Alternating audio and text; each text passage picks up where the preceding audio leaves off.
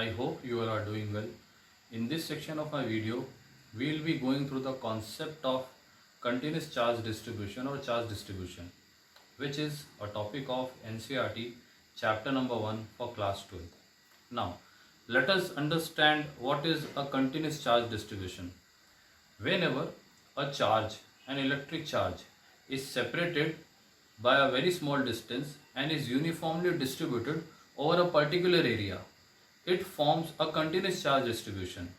Again I am repeating, whenever an electric charge separated by a very small distance and is uniformly distributed over an area, it refers to a uniformly charged distribution or continuous distribution.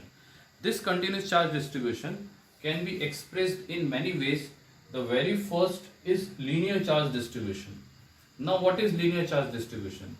Whenever a charge is distributed linearly, that is in a straight line or on the circumference of a circle. That is, if you are distributing some point charges over a straight line or over the circumference of a circle, it will form a linear charge distribution.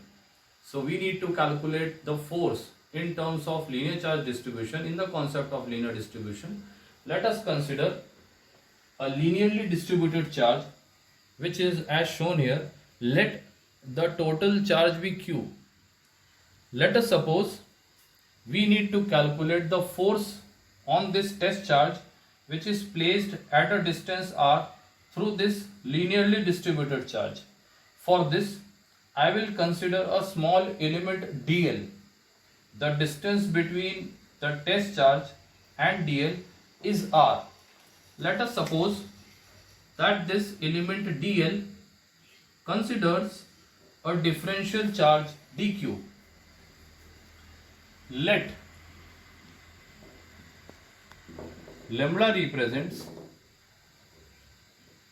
linear charge density, that is charge per unit length. So we will write dq by dl. Let this be equation number 1. Lambda represents the linear charge density, which is explained as dq by dl, charge per unit length. Again,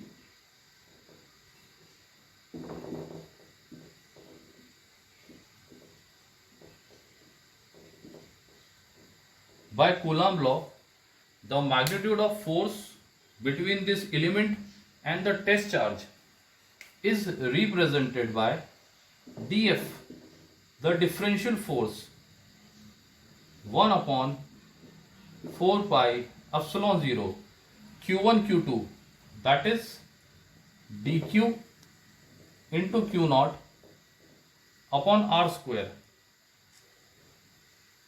This dF is equals to q naught upon 4 pi epsilon 0. Substituting dq in terms of linear charge density, we have lambda dl by r square. So this is the magnitude of differential force. Therefore, magnitude of total force is expressed as integral of dF is equals to integral over the line charge q naught upon 4 pi epsilon 0 lambda dl by r square. Integration of dF is f q naught upon 4 pi epsilon 0 integral lambda by r square into dl. If you need to express it in vector form, you may apply a simple unit vector here.